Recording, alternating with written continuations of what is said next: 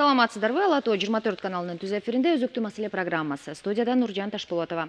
Акыркы мезгилде инфаркт же жүрөктүн кармоосу менен жабыркагандардын саны арбып бара жатат. Эң өкүнүчтүүсү бул оорунун жашарып бара жаткандыгында.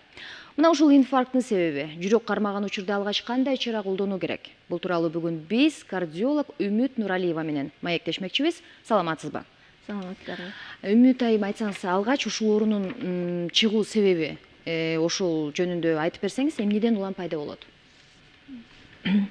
Бул оорунун эң биринчи себептеринин бири адамдын убагында давлениесин, кан басымынын көбөйүп кеткендигин, жок кылышы, ошонун алдын алуусу биринчи кезекте. Экинчи кезекте сахарный диабет, кан диабетинин көбөйүп кеткендиги. Үчүнчүсү, көп адамдардын азыр именно чылымдарын чыгып аткандардын себептери. Бул ошол эле убакта ожирение, вот именно салмагынын көбөйүп кетиши, адамдардын көп гиподинамия, то есть кыймылдабай жүрүшү,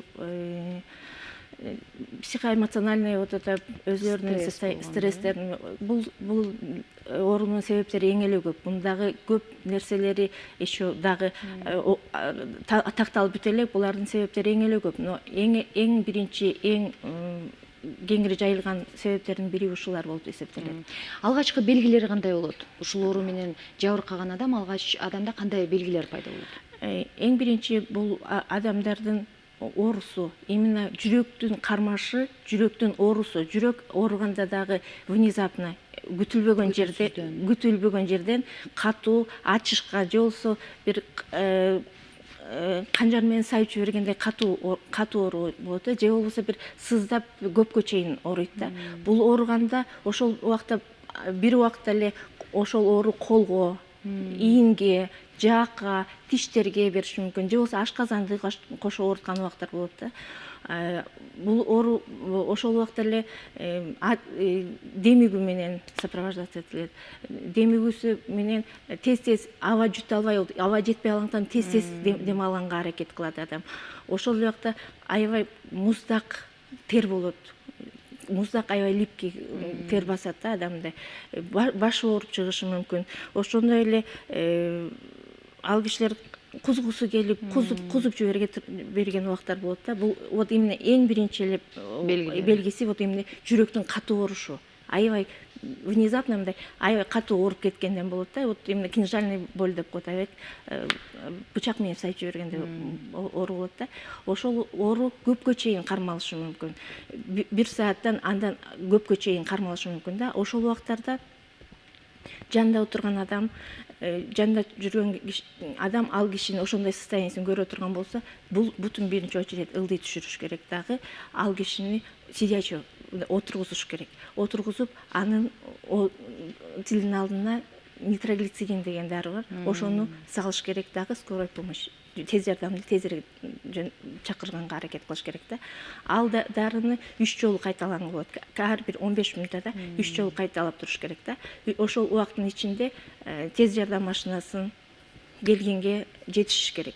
А если ал жетише албай жаткан болсо, андан ашык да ал дарыны бергенге болбойт. 3 гана жолу берилет. 15 мүнөттө. Ар бир 10-15 мүнөттүн аралыгында. Если андан көбүрөөк бере турган болсок, давлениесин, кан басымын дагы түшүрүп жиберишибиз мүмкүн да. Ошон үчүн 3 гана жол кылган. Анан экинчи да бир эмеси, нитроглицерин менен кошулуп сразу аспирин беришибиз керек болот.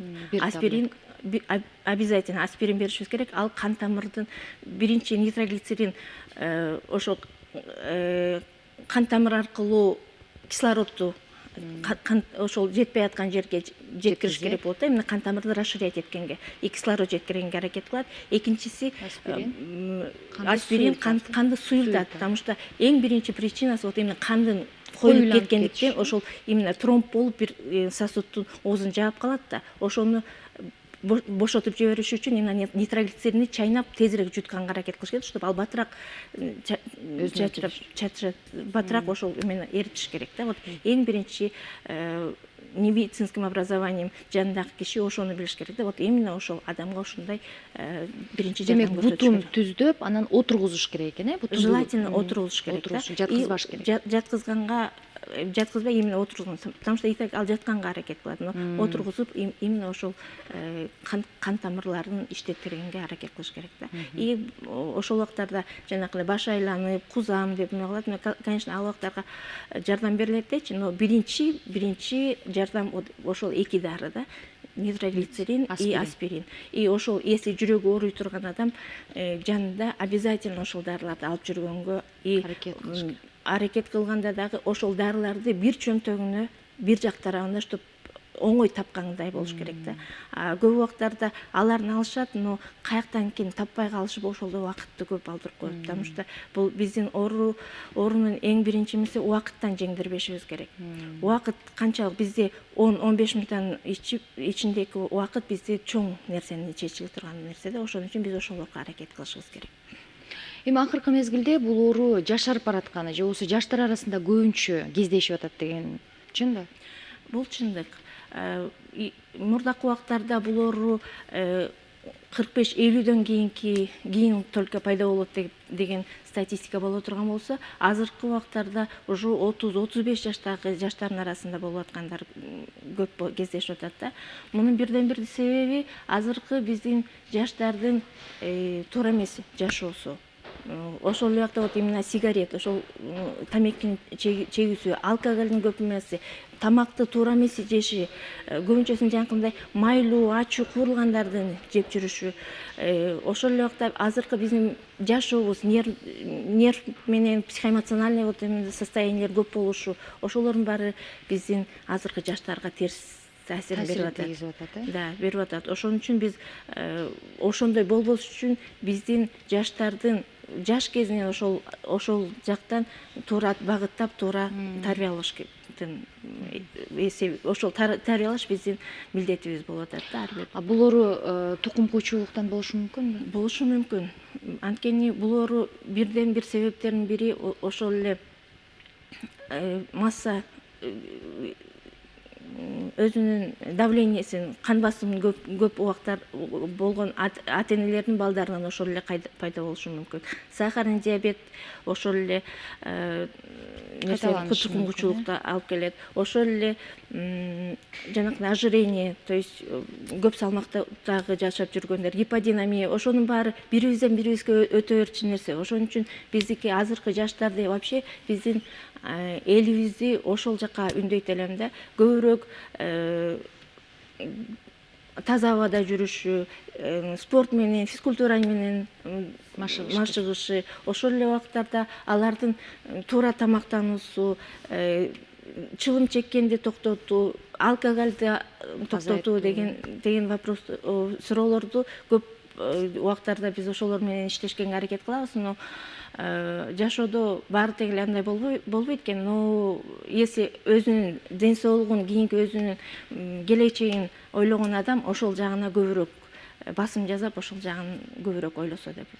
Айымдар арасында көп кездешеби же эркектердин арасында көп кездешеби? Бул оорун эң биринчи эркектердин арасында көбүрөөк кездешет. Эркектердин арасында вот именно жаштардын арасында эркектер жаш убагында көбүрөөк кездешет да. И бул жаш кезинде болгон инфаркттардын эң бир жаман жери жаш адамдарда вот именно жанакы кан тамырлар еще жакшы өнүккөн, кеңейген боюнча, но жандагы майда тамырлар еще жакшы кеңейлек болот да. Ошол убакта алар если основной чоң кан тамыр если жанакындай бүзүлүп кеткен болсо, бул обычно инфаркт эмес, вот именно өлүмгө алып келип атат да. А если кары кишилердин бул оорунун көп убактарда алар оңойраак кылып кетишет, потому что алардын жүрөк кан тамырларында именно коллатерал деп коет, жандагы майда тамырлары көбүрөөк өрчүп кеткен болот да, потому что алар көп жылдардан бери ооруп жүргөндүк кан тамырлары ишкерип кеткен болот дагы, айланасындагы майда кан тамырлар өсүп, ошолордун эсеби менен уже жүрөк тамактанып ошону менен жашап келаткан болот да. А если основной кан тамыр даже үзүлүп кеткен болсо, тигил берки майда тамырлар менен как-то алар жашап кетиши мүмкүн.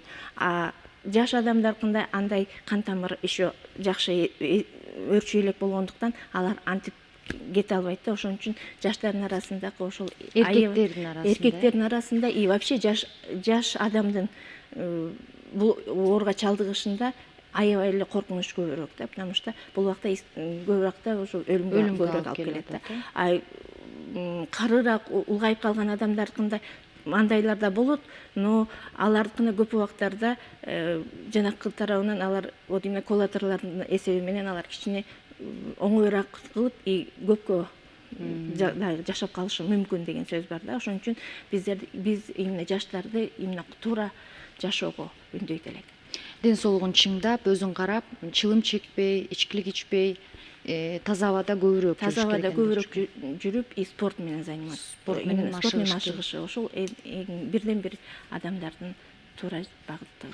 Дөйпөл Туротбековна бүгүнкү студиябызга келип, пайдалуу бир маек куруп бердиңиз деп ойлойм. Себеби бул оору акыркы мезгилде чындыгында жайылып, жаштар арасында көп кездешип бара жатат. Сизге ыраазычылык билдиребиз. Урматтуу телекөрүүчүлөр, эфирде өзөктүү маселе программасы болду. Бүгүн биз инфаркт оорусу жана анын чыгуу себептери, ага көрсөтүлүүчү алгачкы жардам тууралуу сөз кылдык. Бүгүнкү студиянын мейманы кардиолог Өпөл Нуралиева болду. Саламатта болуңуздар.